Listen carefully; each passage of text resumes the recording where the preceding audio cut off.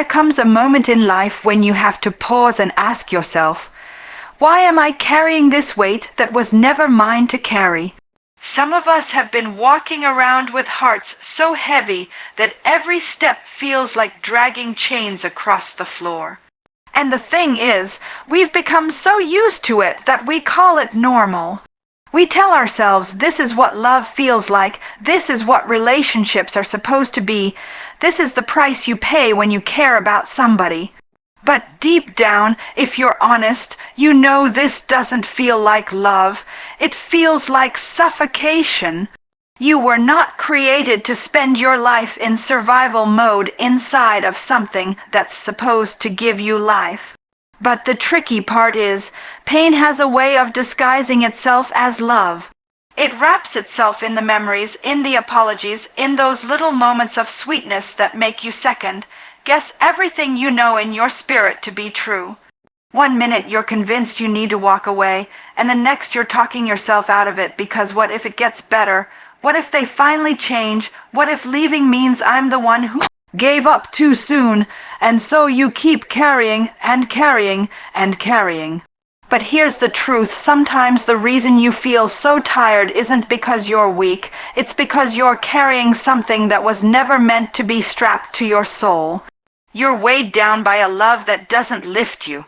You're pouring yourself into a cup that has a hole at the bottom. You are showing up fully, but what's being returned to you is crumbs, and every time you accept those crumbs, you tell yourself, maybe this is enough, maybe I don't need more. But your spirit knows you were designed for more. Let me tell you, this real love doesn't demand that you lose yourself to prove your loyalty.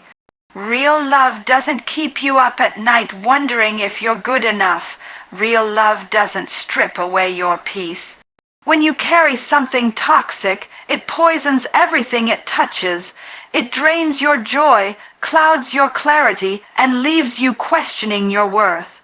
And that's not love, that's bondage. Some of you are walking around with so much hidden pain because you've learned how to smile through it. You've mastered the art of making excuses for someone else's behavior while bleeding in silence. You've convinced yourself that staying is noble, but all it's doing is breaking you down piece by piece. You don't even recognize yourself anymore. The laugh you used to have feels forced. The confidence you once carried has been replaced with second guessing, and the vision you had for your life is blurry because you've been too busy trying to fix something that's not yours to fix. And the dangerous part is, you've started to believe that this is the best you'll ever have. But I came to remind you, this is not the end of your story. This weight you've been carrying, the weight of their words, the weight of their neglect, the weight of their inconsistency, it's not your cross to bear. There is a life, a love, and a peace waiting for you on the other side of release. It's time to stop confusing struggle with loyalty. Struggle is not a love language. Struggle is not proof that you belong. Some of us are addicted to the idea that if we just keep holding on, somehow the pain will transform into joy. But sometimes the most spiritual thing you can do is put something down. Sometimes the most holy act you can take is saying, I love me too much to keep carrying this weight. You weren't created to drag chains, you were created to fly. And how can you fly when your wings are clipped by someone who doesn't even see the value in your freedom? There's a lighter version of you waiting, a version that laughs without fear, a version that wakes up without anxiety, a version that can love without begging, but you'll never meet her if you keep carrying what was meant to be left behind. So the question I leave with you is this: what weight do you need to lay down tonight because you've carried it long enough? Would you like me to now expand key point 2 the same way into another 750 words so it naturally continues like part of one full sermon? There's something about growth that makes people uncomfortable. The moment you decide to stretch, to break cycles, to step out of what's familiar, suddenly the same people who once clapped for you now look at you sideways. And if you're not careful, you'll start apologizing for a glow that God placed on your life.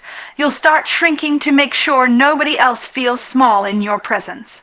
But let me tell you, you don't owe anyone an apology for evolving. You've got to understand not everyone who started with you is meant to finish with you.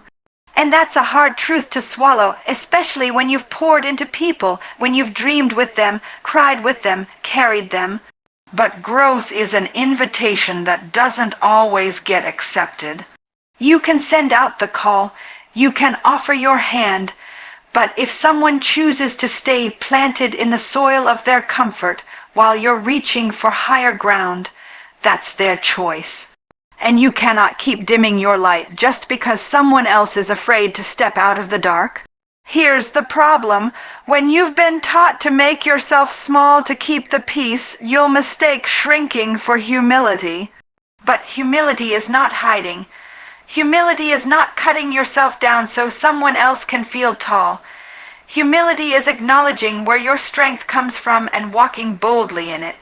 And when you walk boldly, you might lose some company, but baby, don't you dare apologize for it, because those who are supposed to walk with you will learn how to match your stride.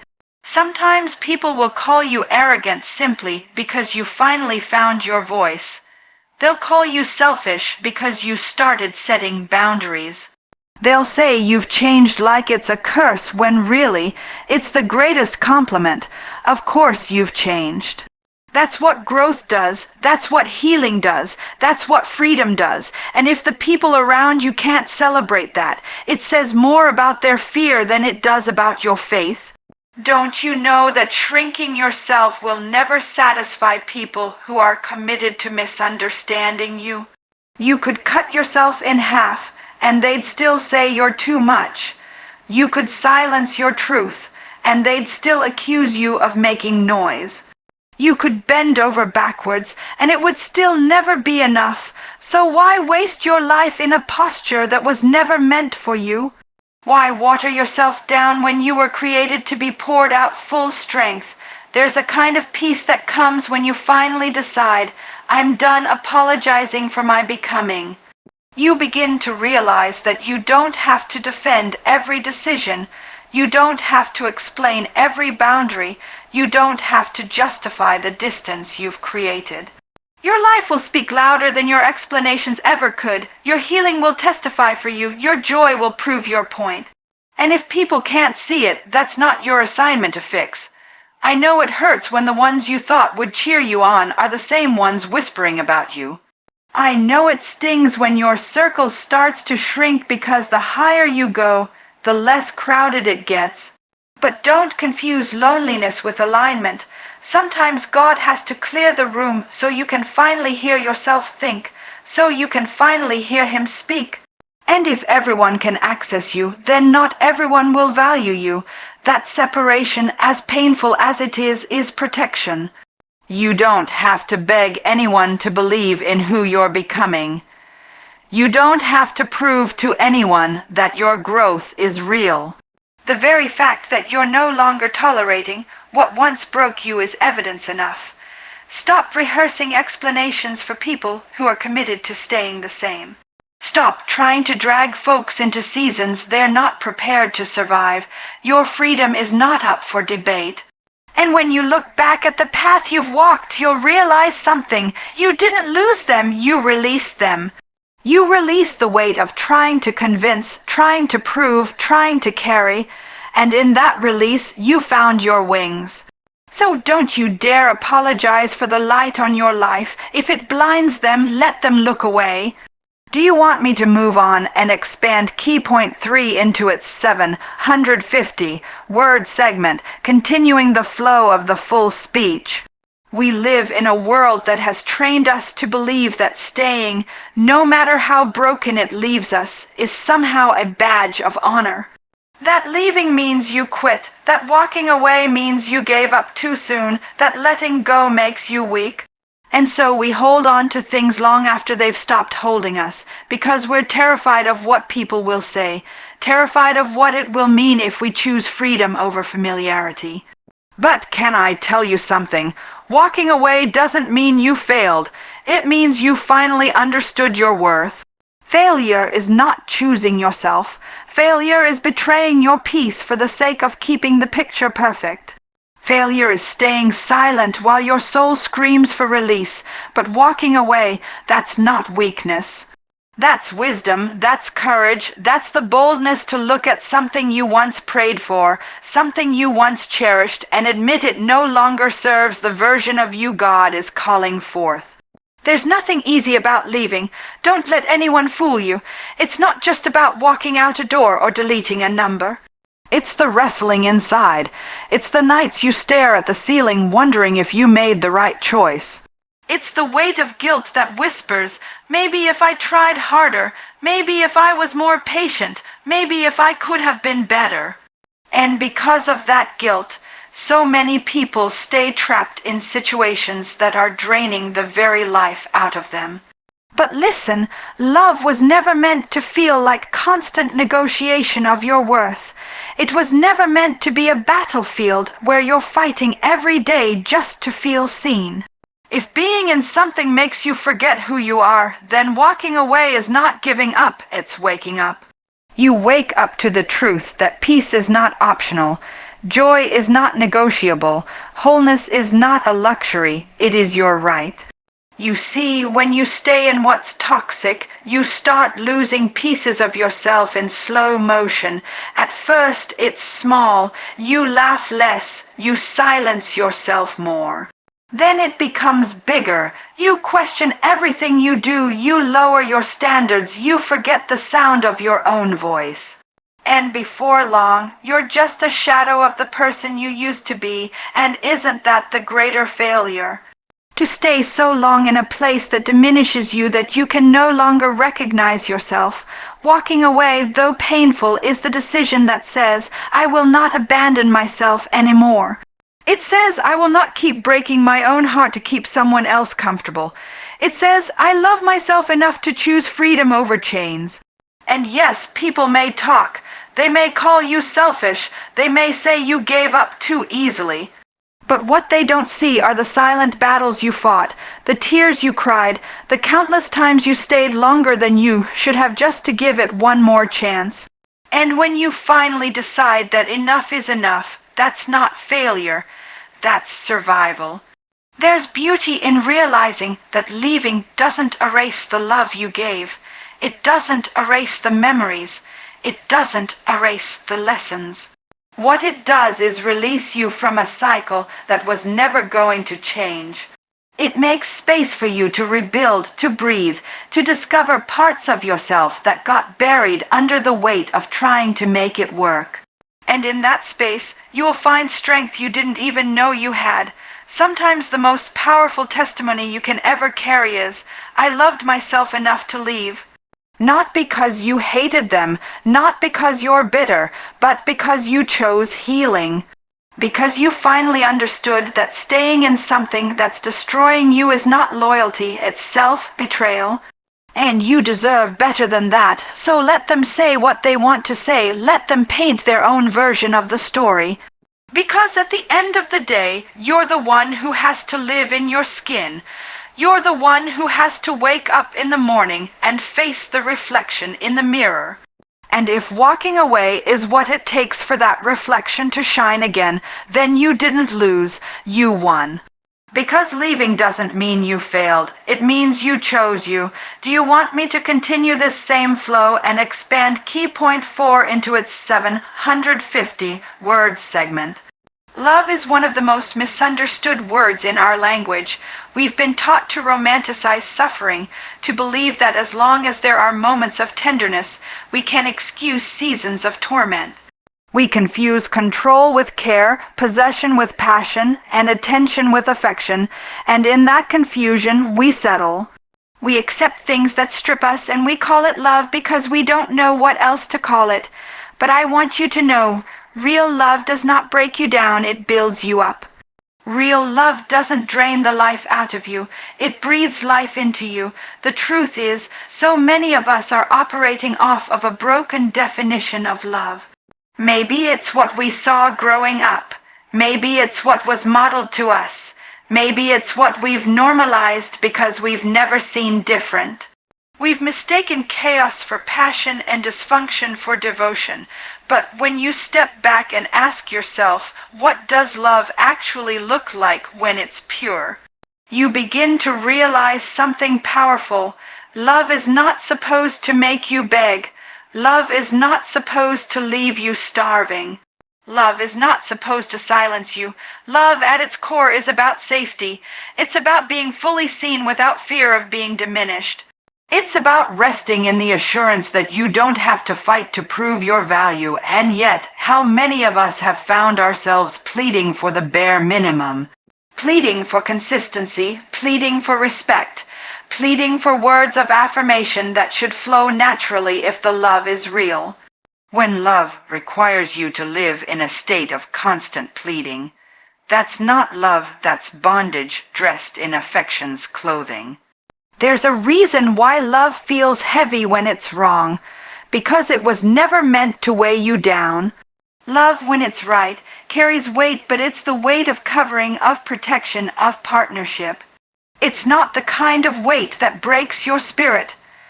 It's the kind of weight that lifts you higher, even when life feels low. But toxic love, that's different. Toxic love is parasitic. It feeds on your energy, your light, your hope, and gives nothing back but just enough crumbs to keep you attached. And that is not love. We have to get to the place where we redefine love, not by what we've seen in broken places, but by what our spirit knows is true. If you have to lose yourself to keep it, it's not love. If you have to shrink to be tolerated, it's not love. If you have to stay silent to avoid punishment, it's not love. Real love invites you to expand. It celebrates when you rise. It gives you space to grow without fear of abandonment. Some of us are in relationships that constantly remind us of our flaws but never affirm our strengths. We've been conditioned to think that enduring that kind of treatment proves our loyalty, but love is not supposed to keep you walking on eggshells. It is not supposed to feel like a battlefield where you never win. Love is supposed to be a shelter, not a storm. It's time to stop normalizing struggle as proof of devotion. Struggle is not a requirement for love. Yes, relationships take work, but work and war are not the same thing. Work means both parties are invested, both are sowing, both are growing.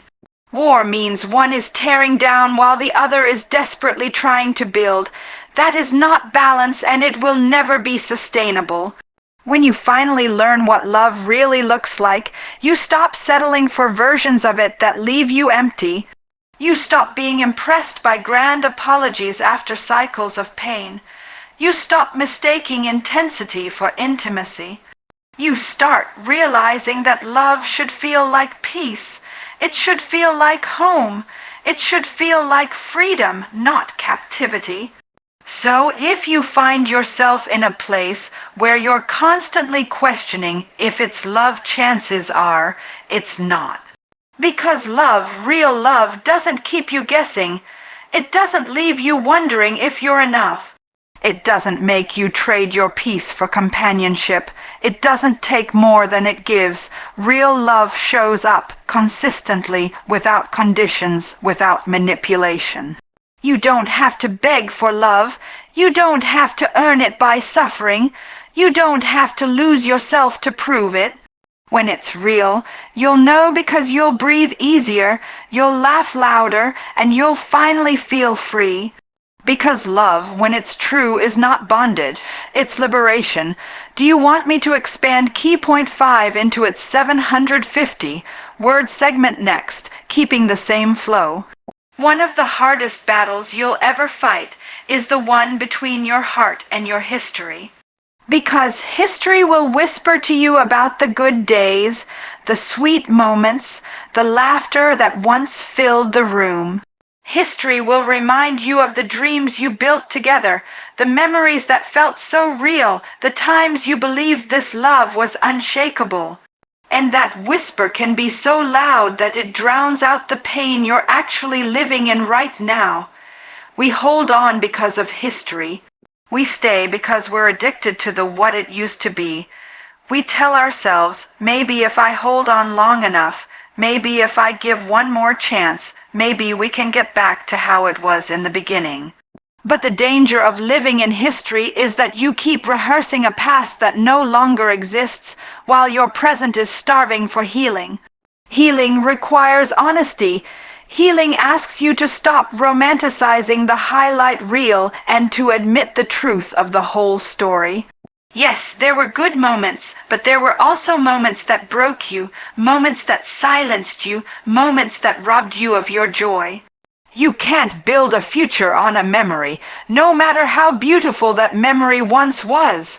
You can't keep reopening the wound just because you're scared of what life will look like when you finally let it close. Some of us are more loyal to history than we are to our own healing. We think staying means honoring what we once had. But what if honoring what you once had actually looks like letting it go?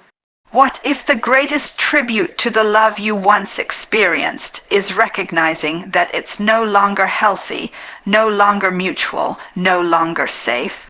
Because staying in something that's hurting you does not honor the history, it distorts it. It turns what was once beautiful into something painful to remember. Healing asks you to choose yourself even when the memories beg you to stay. Healing says, I refuse to keep patching up what refuses to change. Healing says, I deserve more than recycled apologies and broken promises. Healing is not about erasing the history, it's about refusing to let history dictate your destiny. I know it's hard to walk away from what feels familiar. Even dysfunction can start to feel like home when you've lived in it long enough. But just because it's familiar doesn't mean it's healthy. And just because you have history with someone doesn't mean they deserve access to your future. Not everyone who walked with you through your past is meant to walk with you into your healing. The truth is, healing is not comfortable. It requires you to sit with the pain instead of numbing it. It requires you to cry the tears you've been holding back. It requires you to face the reality that what you wanted so badly is not what you received, but on the other side of that discomfort is freedom. On the other side of that pain is peace. On the other side of that honesty is a version of you who is whole again. History will try to keep you in bondage. It will keep replaying the good moments like a movie you can't stop watching. But don't forget the reel cuts off before the pain. History is selective. Healing, on the other hand, sees the full picture. Healing says, I won't deny the good, but I refuse to ignore the bad. Healing empowers you to move forward with gratitude for the lessons, but determination to never repeat the cycle again. You don't have to hate them to heal. You don't have to erase the memories to heal. You simply have to choose to stop living in them. Healing is about making peace with the past while refusing to be imprisoned by it. It's about saying, thank you for the chapter, but this book still has more pages, and I can't afford to stay stuck in one scene. So yes, it's hard to release the memories. Yes, it's painful to admit that what once was no longer is. But clinging to what used to be will only keep you from what could be, and you owe it to yourself to see what life looks like on the other side of release.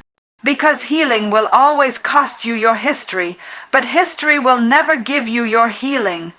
Do you want me to move forward and expand Key Point 6 into its 750-word segment to complete the flow of the entire speech? Freedom is often misunderstood. We think freedom is just leaving something behind, but true freedom is so much deeper than that. Freedom isn't just walking away from what broke you. It's rediscovering the pieces of yourself you forgot along the way. It's stepping into a version of you that is whole, healed, and unapologetically alive. Because leaving the relationship is one part, but learning how to live again, how to breathe again, how to dream again, that's where real freedom begins. When you've been in something toxic for so long, you don't even realize how much of yourself you've lost. You stopped laughing as loud. You stopped shining as bright. You started second. guessing every decision, every word, every step. You became a smaller version of yourself just to survive in their shadow, and when you finally walk away, there's a moment of silence that feels terrifying. You wonder, who am I without this? What do I even like anymore? What does joy even feel like? That silence, as uncomfortable as it is the soil of your freedom. It's where the rebuilding starts, and let me tell you, rebuilding doesn't happen overnight. Healing is not instant. Freedom is a process. At first, you'll miss them even though you know they were breaking you. You'll crave the comfort of the familiar, even when the familiar was toxic. But each day you choose not to go back. Each day you choose to sit with your healing instead of running from it. You're reclaiming pieces of yourself. You're proving to your own soul that you can survive without the thing you thought you couldn't live without. There will come a moment when the tears don't sting as much, when the memories don't haunt you the same way, when the silence feels like peace instead of punishment. That's when you'll realize you are free, not just free from them, but free from the version of you that thought you needed them to be whole. Free from the lies that told you you'd never be enough. Free from the fear that said love only comes in the form of pain. And once you reach that place, something beautiful happens. You begin to dream again. You start making plans that have nothing to do with anyone else's approval. You start laughing without wondering if someone is judging you. You start loving yourself in ways you never knew you could. And that self-love, that rediscovery, becomes the foundation for everything that comes next, because freedom isn't just about escape.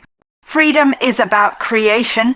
It's about creating a life where peace is your baseline, not your reward. It's about building relationships where love feels steady, not conditional. It's about choosing joy without guilt, rest without apology, boundaries without shame. Freedom gives you permission to live in fullness again, and don't be surprised when your freedom intimidates people. Don't be shocked when they try to pull you back into who you used to be. When you start walking in your wholeness, those who benefited from your brokenness won't know what to do with you. But that's not your burden to carry anymore. You don't have to explain your healing to anyone. You don't have to shrink your freedom so someone else feels comfortable. If they loved the broken version of you but can't celebrate the healed version, that's proof they were never meant to go with you into this next chapter.